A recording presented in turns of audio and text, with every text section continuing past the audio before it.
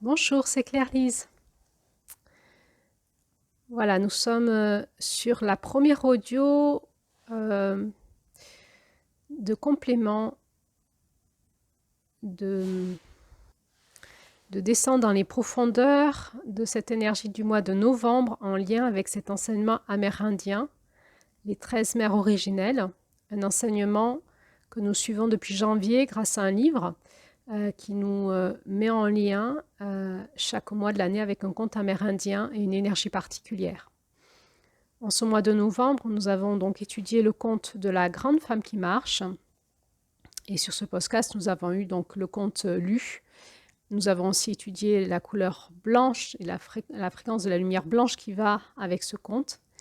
Et nous avons eu donc 2 audios qui ont étudié l'énergie de novembre aussi en lien avec ce conte. Nous avons eu une 3e audio qui a parlé des blessures liées à cette énergie et un 4e audio qui a parlé de l'ombre que l'on peut observer face à cette énergie. Maintenant, nous allons avoir à peu près une 8aine d'audios qui vont nous amener dans les profondeurs de cette énergie de la grande femme qui marche en lien avec ce conte et cet enseignement amérindien jusqu'à la pleine lune. Et après la pleine lune, nous allons faire une pause de 15 jours d'intégration avant de nous tourner vers la porte de décembre, la porte du nord. Alors, cette première audio, qui est la première audio d'approfondissement, va travailler sur le thème du changement de structure.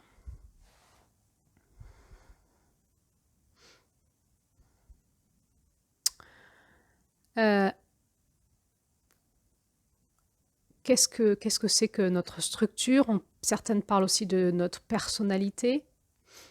Et dans la dynamique de novembre, nous allons travailler à rectifier notre structure. Alors, de quoi on parle là? Je pourrais dire que nous sommes faits de deux façons, une partie, on va dire, dure, une partie molle, une partie structurelle, organisée, fondamentale sur laquelle on peut se baser, et une partie plus émotionnelle, plus fonctionnelle,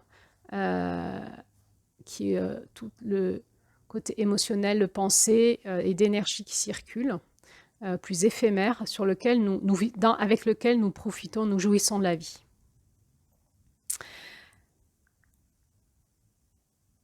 Ces 2 parties-là de nous se sont construites depuis notre conception.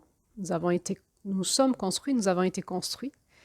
Et parfois, notre partie structurelle, organisée, fondamentale, s'est construite d'une façon qui est peut-être pas tout à fait harmonieuse avec la fonctionnalité de notre âme, de notre caractère d'âme, de nos profondeurs, de notre personnalité profonde.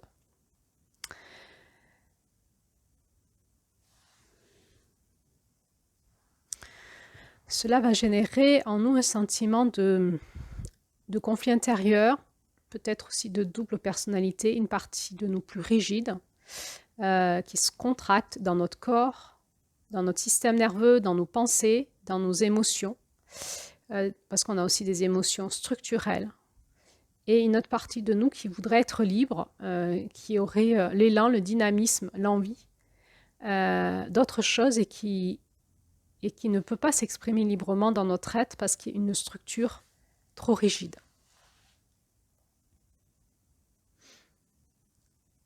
Notre structure, elle s'est organisée, elle s'est construite depuis notre conception en lien avec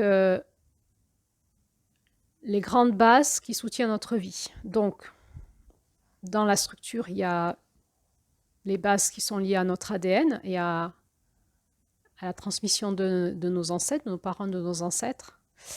Et tout ce qui est transmis dans l'ADN, on sait aujourd'hui que ça peut être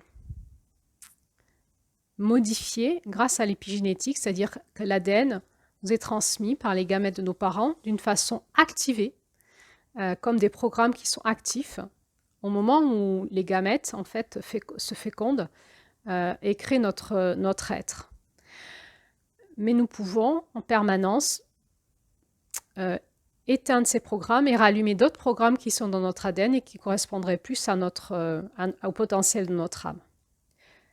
Comment on fait pour allumer et éteindre notre ADN, si je puis dire? L'épigénétique nous en parle, mais en général, il faut qu'il y ait une émotion assez forte pour que ça aille toucher la structure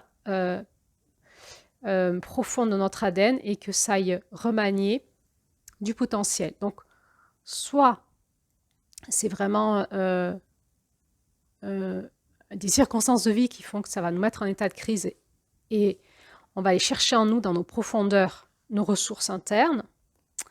On peut aussi le faire par des rituels et des intentions, mais il faut que la puissance de l'intention soit forte pour impacter l'ADN.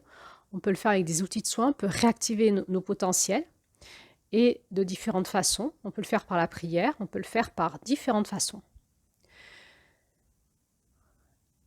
On va aussi le faire par l'expérience, c'est-à-dire que notre ADN va inscrire dans l'acquis, la partie acquis, qui est transcriptible de notre ADN, nos expériences et donc notre sagesse intérieure. Et si nous vivons des expériences plus fortes que celles de nos ancêtres, eh bien ça va éteindre la sagesse de nos ancêtres et remplacer par la nôtre. Donc c'est pour ça aussi qu'on dit qu'on apprend par l'expérience et que parfois on a besoin de se challenger un petit peu, de dépasser nos peurs, parce qu'en fait souvent on est programmé à l'intérieur de nous d'une façon de fonctionner, et le fait de se challenger, d'aller traverser nos adversités intérieures, nos peurs, nos habitudes, par l'expérience, va permettre de réinformer notre ADN et de nous donner de l'information intérieure qui est plus adaptée à notre envie de vivre. Donc là, on voit qu'on parle déjà de ces nouveaux chemins dont parle cette mère de clan. Elle est la gardienne des nouveaux sentiers, la dépositaire des nouveaux sentiers. Et finalement, dans le chamanisme, par les processus que nous faisons, nous cherchons en nous, dans notre force vitale, des nouveaux chemins possibles, des nouveaux fonctionnements, des nouveaux réflexes. Donc ça va passer par notre ADN, réinformation de notre ADN plus en lien avec ce qui nous caractérise profondément dans notre âme. Bien sûr, notre ADN, en fait, il y a deux parties aujourd'hui qu'on peut dire qu'on connaît. Il y a l'inné et l'acquis. L'inné a tout un tas de programmes aléatoires qu'on peut aller chercher dans nos profondeurs et aller chercher des programmes que l'on a qui seraient plus bénéfiques pour l'expression de nous-mêmes. Et dans l'acquis, eh bien, par l'expérience, nous programmons de nouveaux programmes. Et tout ça fait que par un savant équilibre entre l'inné et l'acquis, nous allons toujours chercher en nous, dans nos profondeurs, des programmes qui correspondent à ce que nous voudrions être dans l'expression de nous-mêmes.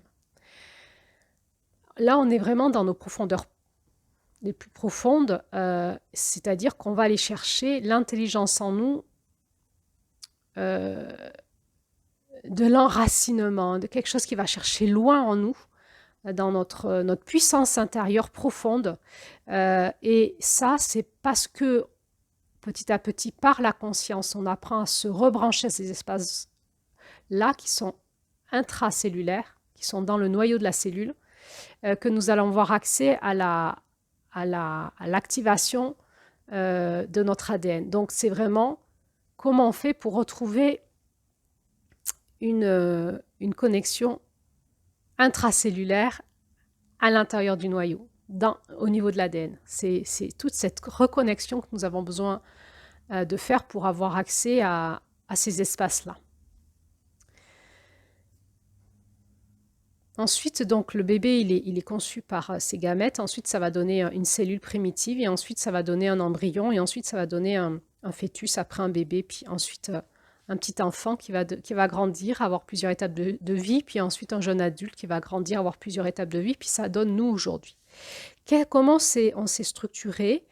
Eh bien, il y a toute une intelligence qui s'est mise en route dans notre mémoire cellulaire. C'est-à-dire que les cellules, à l'intérieur des cellules, au niveau vibratoire, il y a de l'information qui est là au niveau vibratoire, qui va se convertir en énergie et à l'intérieur des cellules, eh bien, on a ce qu'on appelle la mémoire cellulaire, c'est-à-dire qu'on a toute une programmation de notre expérience de vie qui est là. Et donc, on a à la fois de la force et des faiblesses. Et puis, ça va se convertir en circulation énergétique dans nos corps énergétiques. Et on voit ça dans la médecine chinoise, par exemple, l'intelligence de l'acupuncture, des méridiens et de tous les liens avec nos émotions, nos énergies dans nos corps énergétiques, l'engrammage, la circulation, les blocages. Et puis, ça va se convertir en énergie organique. Et donc, on va voir des organes plus ou moins bloqués, plus ou moins puissants. Et au niveau de chaque organe, nous avons donc des stases énergétiques. Dessous, on va retrouver vibratoire. Dedans, on va trouver aussi, au niveau de l'ADN, de l'information qui est en lien avec notre vécu.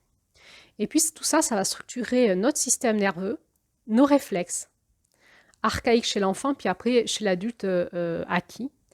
Les réflexes vont beaucoup, beaucoup plus vite que la pensée rationnelle. Et donc, nous n'avons pas la main rationnellement sur nos réflexes. D'abord, nous avons les réflexes et ensuite, bien plus tard, nous nous apercevons de ce que nous venons de faire. Donc, comment on fait pour déprogrammer des réflexes? En tout cas, ce n'est pas par la volonté. Et puis, le système nerveux est aussi en lien avec le système hormonal. Et donc, il y a toute une intelligence corporelle, intracellulaire, énergétique, nerveuse et hormonale, et donc biochimique, qui fait notre structure et qui fait qu'en fait, on est constitué comme ça, en lien avec à la fois la puissance de vie qu'on a, mais aussi en lien avec nos vulnérabilités liées à nos blessures psycho-émotionnelles, relationnelles, mais liées aussi à nos grands traumatismes. Et donc, on va avoir une structure qui a une forme de personnalité, de caractère, sur lequel on a difficilement la main par notre propre volonté. Notre structure, elle s'est créée au pire en état de choc, c'est-à-dire si nous avons eu une enfance depuis la conception très traumatique, que ce soit déjà notre conception, puis pendant notre gestation, puis pendant notre naissance, puis pendant notre enfance jusqu'à aujourd'hui, on voit certaines personnes qui ont eu comme ça des traumatismes répétés. Et donc, on a une structure créée en état de choc, c'est-à-dire qu'elle va avoir comme des grands trous, comme une structure avec des grands trous. Les grands trous étant les états de choc.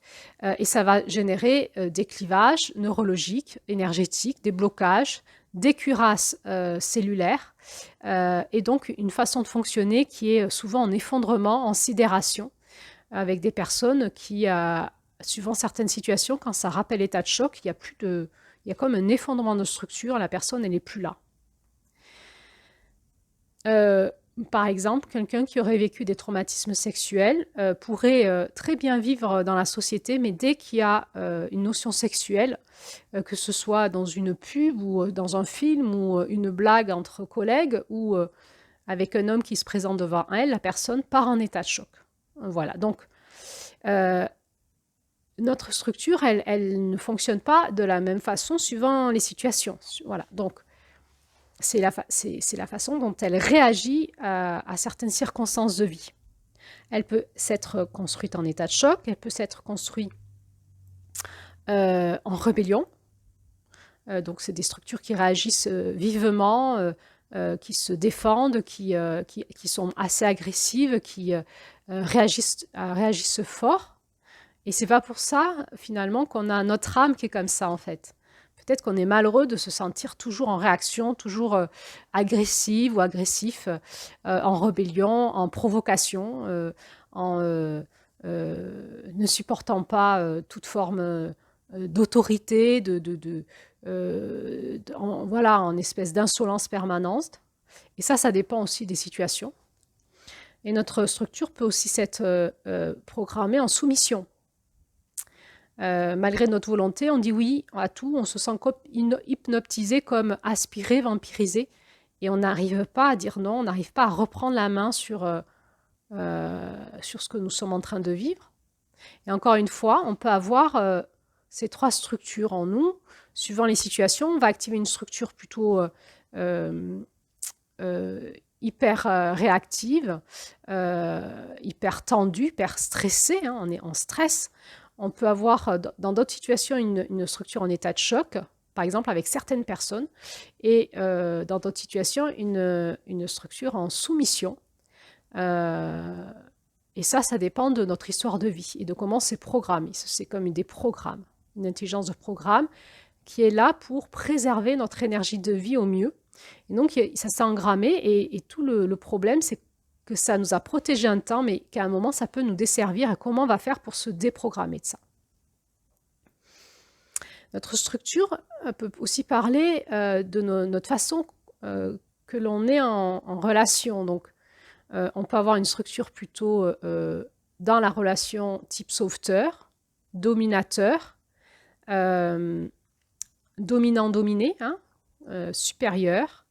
On peut avoir une structure plutôt victime, en soumission, en dominé, ou une structure plutôt persécutrice. Là aussi, suivant les situations, suivant les postures, les circonstances, nous pouvons activer, par exemple, avec certaines personnes, plus une structure de victime, et avec d'autres, une structure de persécuteur, et avec d'autres, une structure de sauveteur. C'est comme cela que l'on observe chez des personnes que l'on découvre plusieurs personnalités. On les voit changer de façon d'être dans leur être structurel, hein, de réaction primaire. Suivant les situations, ils ne sont pas les mêmes. On peut avoir des structures en hyper-stress, hyper-nervosité, ou des structures en hyper-relâchement, où c'est un peu mou, ça ne réagit pas.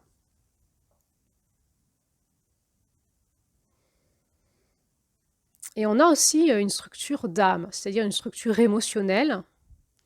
C'est-à-dire que c'est la même chose, notre âme, elle s'est construite. Notre âme, c'est une partie de nous qui s'est construite, qui a eu des étapes de construction. Et suivant ses blessures et ses états de choc, elle va avoir des réactivités émotionnelles sous les mêmes aspects que je viens de nommer là. Il y a un moment dans notre chemin personnel où nous allons travailler nos blessures d'âme. Et donc, la structure de notre âme va s'assouplir. Qu'est-ce que nous, on veut? On veut cette espèce de liberté intérieure où quand notre esprit souffle, le souffle qui nous traverse actuellement, on voudrait que notre âme réponde à ce souffle et que notre structure aussi. On aimerait bien avoir une structure adaptée aux émotions et à la joie de notre âme et une âme adaptée à la puissance de notre esprit. Et on peut, comme ça, dans notre initiation personnelle, avoir tout un chemin où on va libérer notre esprit, nos croyances, notre connexion au grand mystère, à la terre, notre spiritualité, on va la nourrir.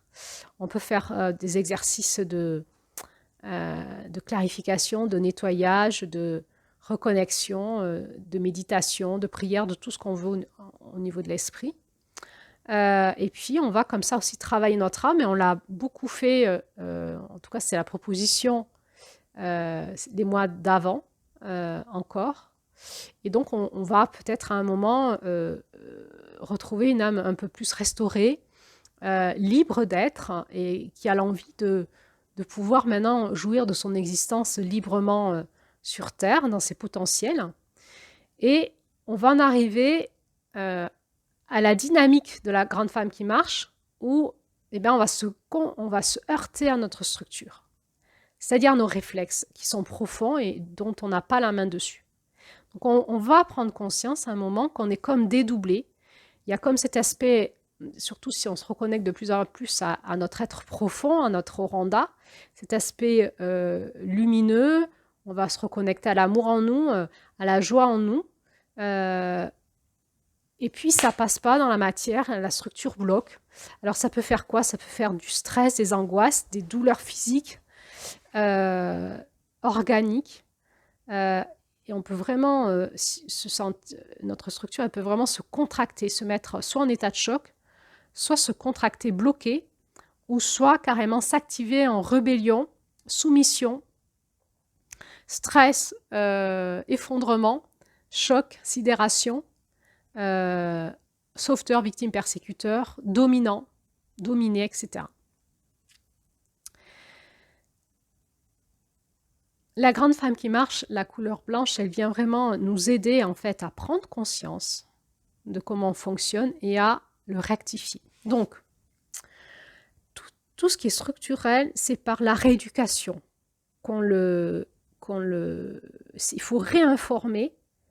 il faut réinformer, notre ADN, j'ai envie de dire, notre mémoire cellulaire, notre système nerveux, notre système énergétique et notre système hormonal. Donc, comment on fait pour pouvoir informer? La première chose, il y a cette période de nettoyage. Nettoyer quoi? Nos émotions, notre mémoire cellulaire, nos corps énergétiques, nos pensées, jusqu'à quand on observe nos programmes. C'est les façons dont on répète. Dans telle situation, je répète toujours la même façon de réagir. Voilà. Donc, il va y avoir toute une mise en conscience de quel type de pensée, parce que la structure, elle est aussi après, une fois qu'il y a eu tout ce système nerveux qui s'est développé, l'enfant naît, tout ça, et ensuite, il va développer sa structure psychique. C'est toute une façon de fonctionner des pensées, qui est très inconscient, qui va beaucoup plus vite. En fait, on n'a pas conscience de 7/8 de nos pensées quand même, on n'a conscience que de 1/8 de nos pensées. Donc il y a 7/8 de nos pensées qui vont très vite dans notre inconscient, dont on n'a pas conscience et qui font notre structure psychique, la façon dont s'organisent nos pensées. Et donc on peut faire tout un tas d'exercices de mise en conscience de tout ce qu'on se dit et de tirer comme une pelote de laine toutes nos pensées pour les mettre à la poubelle et pour permettre à notre âme de restructurer notre pensée. Donc, la première phase, c'est nettoyer avec des exercices, de la méditation, des exercices qui peuvent être psychologiques, qui peuvent être énergétiques. Hein. On peut faire de l'acupuncture, on peut faire des soins énergétiques, émotionnels, en nettoyant la mémoire cellulaire. Ça peut donner des périodes où on peut vomir, moi j'appelle ça les gastro-émotionnels, on vomit nos émotions, on va chercher au fin fond de nos cellules et on tire dans la mémoire cellulaire et notre corps va le dégager par des vomissements. Donc ça peut faire des migraines vomissements. Donc il faut dégager tout cet engrammage d'informations qui nous contracte. Déjà ça va mieux derrière. Et ensuite, il va falloir réinformer. Comment on fait pour informer? Bien, le plus souvent, c'est par l'expérience de la vie. Et donc, soit on va les provoquer en se mettant des petits challenges, des petits défis. Soit, et donc ça va être compliqué au démarrage de les remporter parce que ça va stresser notre structure. Et par l'expérience, on va réinformer notre structure que la vie est aussi dans le changement et que le changement est OK et notre structure va l'intégrer, va nous permettre de changer. Soit la vie va nous challenger par des situations critiques dans lesquelles il faut qu'on passe, sinon on est coincé.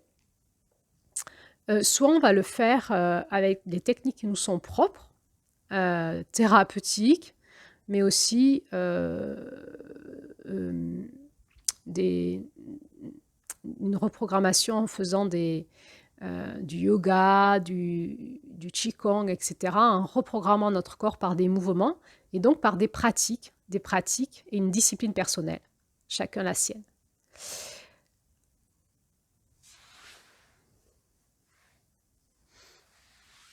Dans le chamanisme, on a une façon un peu radicale de faire ça. Si vous avez fait un peu de chamanisme, vous allez comprendre ce que je vous dis. On va mettre les personnes dans des situations extrêmes. Mais vraiment, on les pousse à l'extrême, en dehors de leurs limites. Et on va leur faire dépasser les angoisses de mort. Et ils vont vivre de l'expérience. Et quand le corps va s'apercevoir qu'il ne meurt pas, il réinforme en libération. Et donc, c'est un peu violent, certaines pratiques chamaniques, mais ça fonctionne bien et ça libère les structures profondes. Par exemple, je ne vais pas vous dire tous les rituels qu'on peut faire, on appelle ça les rites de passage, c'est souvent un peu secret, il ne faut pas le dire parce que si vous le savez à l'avance, du coup, ça ne marche plus. Mais par exemple, les huttes de sudation qui sont faites au démarrage par l'eau, par la transpiration. Ça remplace le travail des larmes. Et dans ce conte, on nous dit que c'est aussi les larmes qui libèrent nos émotions profondes, qui vont décongeler notre cœur, au niveau aussi de nos cellules, de nos émotions. Eh bien, on peut faire aussi ces nettoyages-là par des huttes de sudation, en se faisant beaucoup transpirer, en se mettant dans des situations extrêmes pour le corps, en montant très fort la température. Donc, on monte la température, et je vous avais expliqué, je crois, le mois dernier sur l'audio, il me semble que c'était sur la géométrie, que en fait, ce qui est capté dans notre corps, les codes que l'on reçoit les codes, l'information que l'on reçoit, ça va s'engrammer dans notre eau cellulaire, et c'est l'eau qui capte. Et il y a deux façons de purifier l'eau, c'est par le sel et par la température en montant au-dessus de 70 degrés. Et donc, il y a des techniques de purification pour purifier cette eau intracellulaire. En drainant l'eau, on purifie aussi l'intracellulaire. Donc, entre autres, il y a des naturopathes qui conseillent de faire des cures d'eau de mer diluée pour faire du quinton, je crois qu'on appelle ça. Mais on peut faire aussi des saunas, des hammams, du sport, transpirer, et boire, la détox, etc. Et donc, entre autres, donc je reviens à la huile de sudation. La huile de sudation, c'est fait pour nous faire monter la température du corps très haut, avec beaucoup d'eau. On va beaucoup transpirer. Et à un moment, on va aller activer des mémoires cellulaires en nous et on va avoir l'impression qu'on va crever. Alors, ça dépend ce qui se travaille en nous, en fait. Ça va activer des choses en lien avec ce qui se travaille en nous actuellement. Et on va traverser des émotions épouvantables à ce moment-là, parce que c'est le dégagement émotionnel. Donc, soit on sort de la huile de sudation parce qu'on a l'impression qu'on va crever, et donc on ne dégage pas. Soit parfois, si vous avez affaire à un chaman très compétent et qui voit ce qui se passe, il vous bloque, il vous propose de rester. Et vous allez traverser l'adversité, même des fois vomir, et puis à un moment, le corps lâche. Et c'est fini, c'est réinformé. Le corps s'aperçoit qu'il ne meurt pas, il réinforme. Il lâche dans le cerveau reptilien, le cerveau, le système nerveux qui est lié à l'information de la survie, il lâche l'information de mort. On a d'autres façons de faire en fatiguant, en faisant des rituels qui fatiguent les personnes qui viennent faire les stages chez nous. Par la fatigue, à un moment, ça va générer, en poussant à l'extrême, ça va générer un lâcher-prise de la structure pour une réinformation. Alors c'est vrai que quand on fait des pratiques chamaniques et qu'on n'est pas habitué dans notre société à nous mettre hors limite, en plus dans un monde un peu New Age qui prêche la bienveillance, la tolérance, etc., ça peut être vécu comme étant un peu violent. Alors, est-ce qu'il faut le dire à l'avance ou pas? Ça dépend. Si on le dit trop à l'avance, il y a une contrôle du mental sur le système nerveux reptilien et ça ne fonctionne pas. Donc parfois, on fait le choix de ne pas le dire, de prendre par surprise et d'aller confronter les personnes à leurs limites. Donc on va les confronter, le corps, entre autres, dans des mémoires de mort dues à l'accouchement, par exemple à la naissance, ou intramatricielle, ou liées à quand il y a une information en rébellion, on va les soumettre les personnes pour leur faire lâcher la rébellion. Et le but, c'est d'aller finalement leur faire chercher leur rage de vivre à l'intérieur d'eux d'une autre façon que celle qui est réflexe. Parce qu'on a une façon toujours de réagir pour aller chercher notre énergie de vie. À un moment, c'est dysfonctionnel. Donc, par des pratiques comme ça, on va confronter les personnes à aller chercher leur énergie de vie d'une autre façon. Et ça va créer un nouveau chemin énergétique, neurologique dans l'ADN, une nouvelle façon de fonctionner. Alors ça, c'est les pratiques chamaniques. Il y a des pratiques thérapeutiques où on va par exemple revivre notre naissance par des pratiques thérapeutiques jusqu'à que ça se réinforme. Moi, je l'ai vécu 6 fois. Ma conception jusqu'à ma naissance, je l'ai vécu 6 fois par des pratiques thérapeutiques pour réinformer. Ça marche. Et plus, j'ai vécu aussi 100 huiles de sudation en chamanisme. ça marche. C'est-à-dire que je n'ai plus de mémoire intramatricielle d'état de choc dans mon système nerveux profond et donc dans mon ADN, alors que j'étais construite en état de choc depuis ma conception jusqu'à ma naissance. Voilà, donc à un moment, il faut y aller. Puis, il ne faut pas avoir peur d'aller travailler le corps. On appelle ça aussi les techniques somatiques, hein, psychocorporelles. Et parfois, il y a des pratiques cathartiques, hein, où on va vraiment aller provoquer des émotions, des situations pour aider le corps à aller se réinformer. Donc, c'est vrai que c'est des pratiques qui peuvent être vécues comme un peu violentes, mais si on est avec des bons accompagnants, des bons thérapeutes, eh bien, ça fonctionne. Alors,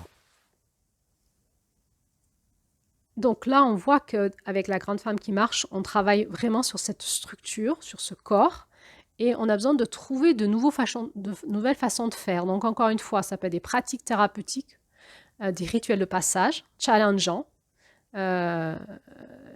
comme voilà, rester 3 nuits tout seul dans une forêt, tout seul, voilà, qu'est-ce qui se passe, comment on va aller chercher notre puissance intérieure.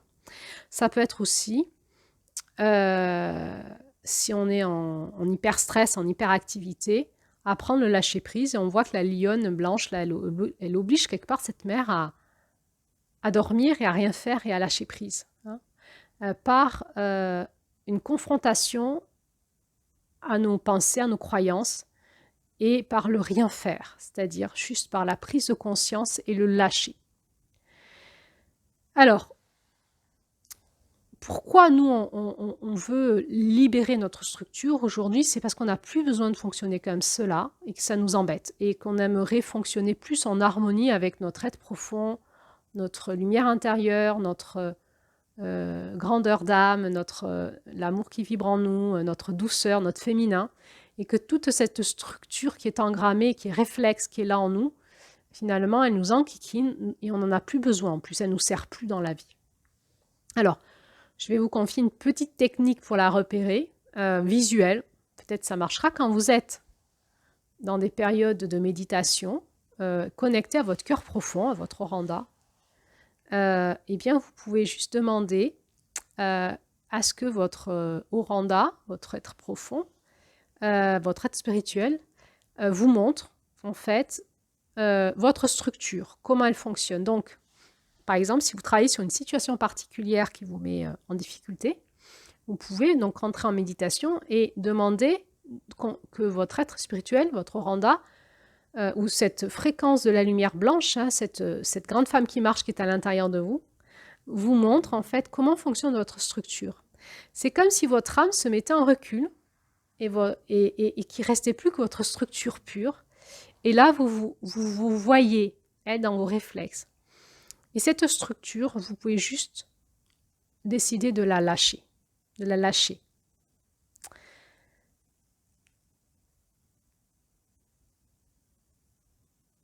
Et comment on fait pour la lâcher? Par l'intention, en la visualisant et en priant. Et en la remettant à qui? À votre lumière noire, à votre Oranda, c'est-à-dire à ce siphon qui siphonne, qui aspire, qui ramène à la source. La lumière noire, c'est une aspiration qui vous ramène au point primitif qui est la source, hein, qui est l'éternelle flamme d'amour en vous. Pour que rejaillissent de vous des programmes, une intelligence plus en lien avec qui vous êtes aujourd'hui. Nous avions vu le mois dernier que nous sommes dans des périodes où nous recevons des nouveaux codes de lumière de la terre et du ciel et qu'il y a comme une reprogrammation chez l'être humain de son intelligence intérieure. Plus nous allons nettoyer notre espace émotionnel et notre structure réflexe et archaïque, plus nous allons donc pouvoir vibrer quelque part comme du cristal, comme une limpidité intérieure, et on va pouvoir laisser se réinformer nos nouveaux codes. Alors, c'est quoi ces nouveaux codes? On avait vu le mois dernier que c'était des codes de lumière qui réinformaient actuellement l'humanité, mais nous avons aussi nos codes à nous, de notre potentiel source, hein, de notre Oranda. Notre Oranda, elle est porteuse d'informations. Elle va nous réinformer par ces codes de lumière. Et en laissant notre structure jusque dans notre ADN, dans notre Oranda, et en se laissant, juste en laissant se laissant activer, en lâchant prise totalement, on va se mettre dans une disposition pour recevoir les nouveaux codes de lumière de notre être profond. Et donc, nous réengrammer dans notre ADN et puis dans toute notre eau cellulaire d'une nouvelle structure qui nous correspond plus, qui est plus en lien avec notre flocon de neige, avec notre programme profond. On peut aussi demander à voir la structure de notre âme, si elle a encore besoin d'être nettoyée, d'être guérie. Et donc, on peut inventer tout un tas de pratiques méditatives, d'exercices. Ça, c'est selon votre créativité. Et vous pouvez demander à votre Randa comment faire, en fait, pour vous. On peut utiliser aussi parfois de l'art-thérapie et plein d'autres choses, des rituels, plein d'autres choses qui vont nous permettre de se connecter à notre intériorité profonde et d'aller libérer et lâcher. Lâcher. Nous, ce qu'on veut dans l'intelligence de ce féminin de novembre, c'est lâcher et laisser faire, laisser se réinformer. On ne veut pas réinformer avec une intention de notre mental, de notre esprit. On laisse se réinformer à la source pure qui est bien au-delà de notre conscience. Et donc, on se laisse vraiment, on essaye de se laisser aller à ce féminin profond, qui est finalement la structure source de notre être. Et on lâche tout, on lâche tout, on lâche tout, on lâche tout. Et on va prendre soin aussi quand on se voit, quand on voit qu'elle s'active, alors souvent on le voit, c'est trop tard et c'est déjà activé, de ne pas l'alimenter. C'est-à-dire on la lâche, c'est-à-dire on abandonne l'idée déjà même de se plaindre d'avoir une structure. On abandonne l'idée de se plaindre, de se sentir bloqué, de se sentir en victime plaignante, de se sentir en persécuteur. On abandonne l'idée même de réagir à notre structure. C'est-à-dire, on lâche, on lâche, on lâche. Et pour ne pas l'alimenter, eh bien, c'est déjà tout simplement de la contempler avec compassion. Je suis comme ça aujourd'hui. C'est encore comme ça que ça fonctionne en moi. C'est OK. Et trouver en nous cet espace qui nous envoie la compassion dans notre structure pour l'aider à lâcher, pour qu'elle se décontracte.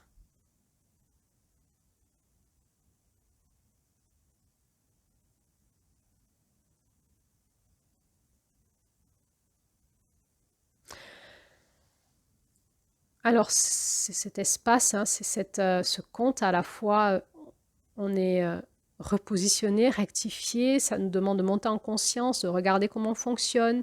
Cette grande femme qui marche, c'est la partie de nous qui nous montre en nous-mêmes. C'est notre masculin qui nous montre en nous-mêmes, qui nous fait prendre conscience à la fois de notre structure, aussi de notre ombre, et qui va nous demander de tout lâcher, tout simplement. Et c'est la fin de ce conte. Et de laisser faire. Peut-être de lâcher par des larmes, peut-être de lâcher par des paroles. Alors moi, c'est toujours un rituel simple tous les matins. Je me connecte à mon cœur profond, je me mets en prière et je tire tout ce qui arrive. Mes émotions, je me connecte à mes pensées, à mes émotions et je vais parler à haute voix comme si je tirais une pelote de laine et je lâche.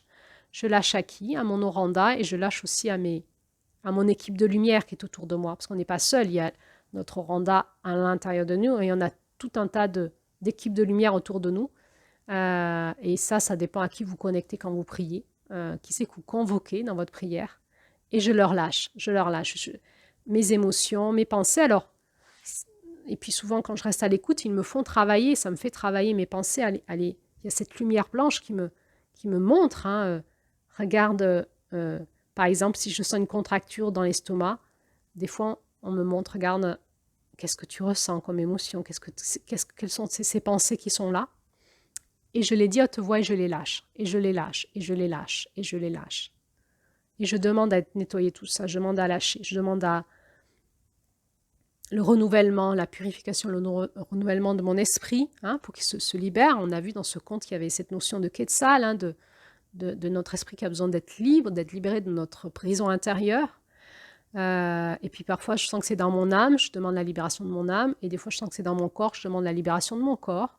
Et je lâche, et je lâche, et je lâche.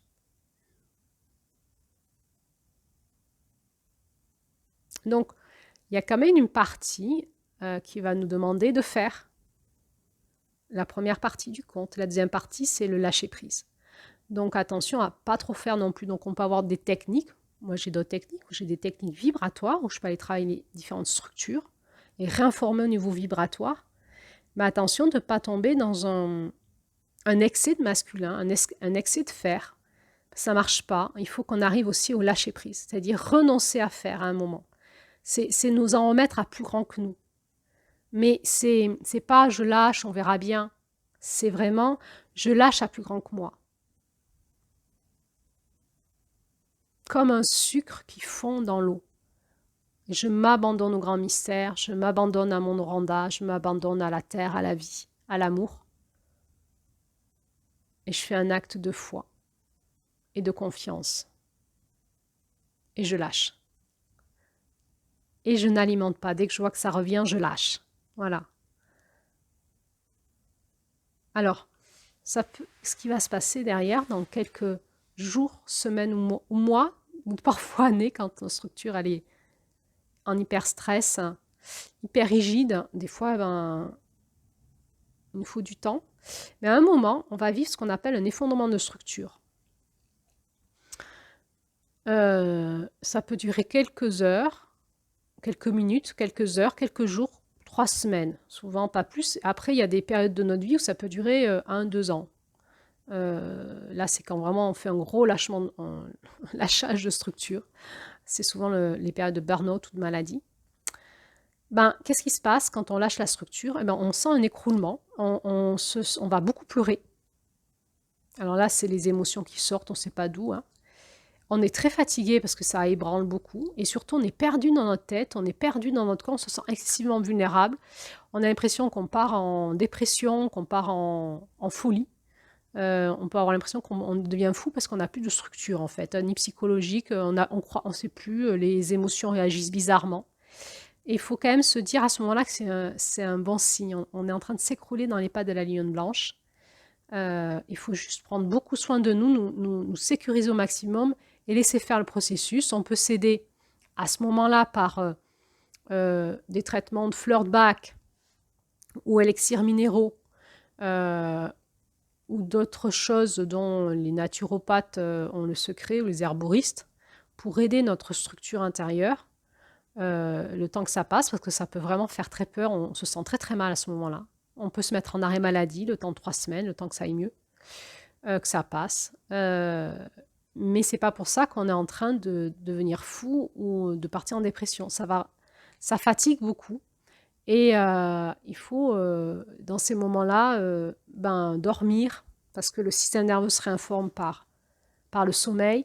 Si on peut sortir, marcher un petit peu, faire circuler l'énergie, faire un peu de sport, ou de yoga, de tai chi, faire du sport, faire circuler l'énergie dans le corps, que ça se remette, réamorcer la dynamo, hein, la dynamique intérieure, des automassages, beaucoup boire, peut-être un peu boire aussi de l'eau de mer, diluée, un quart d'eau de mer, 3 quarts d'eau de source.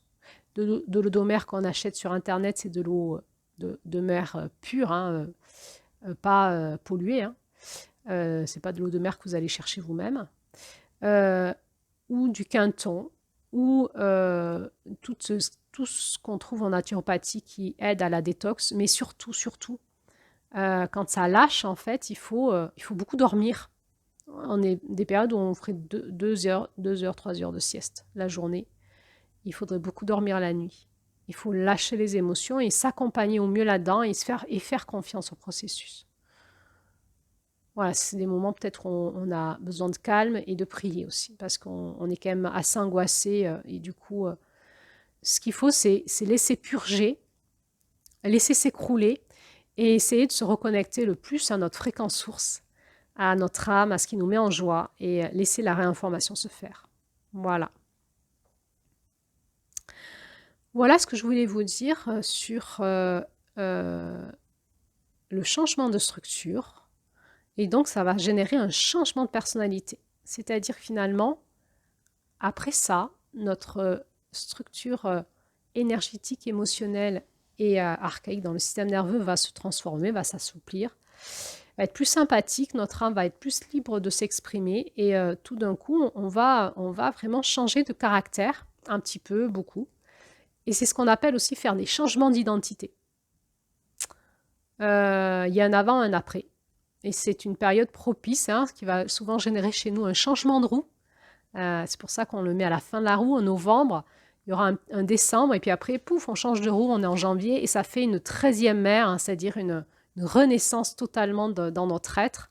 On va comme faire un changement d'identité, et qui va générer chez nous l'envie de peut-être changer de métier, de peut-être déménager, de changer de façon de s'habiller, de se coiffer, de s'alimenter. Enfin, ça, voilà, il y a quelque chose qui n'est plus, nos anciennes habitudes ne sont plus en accord avec nos nouvelles fréquences. Et là, eh ben, ça va générer du changement. Donc, on est encore une fois, si je vous remets l'idée de la sématique, hein, on avait vu ces mandalas qui changent de forme par les augmentations de fréquence des sons. Eh bien, quand on change de fréquence, il y a un moment de chaos. Eh bien, c'est ça. On doit changer de structure, un peu tout se met dans le bazar pour qu'on redevienne dans une nouvelle fréquence, un nouveau mandala. Et donc, ça va faire un changement d'identité. Donc, quand on passe par ces périodes où il faut lâcher prise, il faut aller dans le chaos intérieur pour ressurgir dans une nouvelle identité, eh bien, il vaut mieux, au lieu de résister, il faut mieux s'accompagner là-dedans. Ça fait très peur. Des fois, ça se fait tout seul parce qu'on n'a pas le choix. Des fois, on cède. Des fois, on le demande parce qu'on sent qu'on tient, que ça nous fatigue. On n'a plus envie d'être comme ça. Et surtout, c'est ce qui nous tire en avant, c'est l'envie de changer de roue, hein, de changer de mandala, de changer de fréquence, de changer d'histoire, de changer de façon de fonctionner, de changer d'identité. Et comme ça, dans nos vies, il y aura des périodes où on va faire comme ça ces sauts quantiques, ces changements de roue. Et avant, ben, il y aura eu ces moments de résistance. Et donc, on est vraiment dans la grande femme qui marche, qui nous dit rectifie ta structure. Et puis lâche prise pour laisser ce nouveau moi surgir vraiment dans la réalité de ton corps, de ton être, de ta terre intérieure, et que tu deviennes une autre personne. Voilà, eh bien j'espère que cet audio vous aura parlé. Si c'est le cas, mettez-le moi en commentaire, mettez les pouces, n'hésitez pas à partager. Et je vous dis donc à bientôt pour la prochaine audio. Prochaine audio, on va parler de gérer nos blessures. Comment on fait pour gérer nos blessures? En lien avec évidemment cette réinformation de novembre, qui est le repositionnement, on se fait rectifier, on se fait réaligner. Eh bien, comment on se fait réaligner aussi dans la gestion de nos blessures? On en parle prochainement. À bientôt!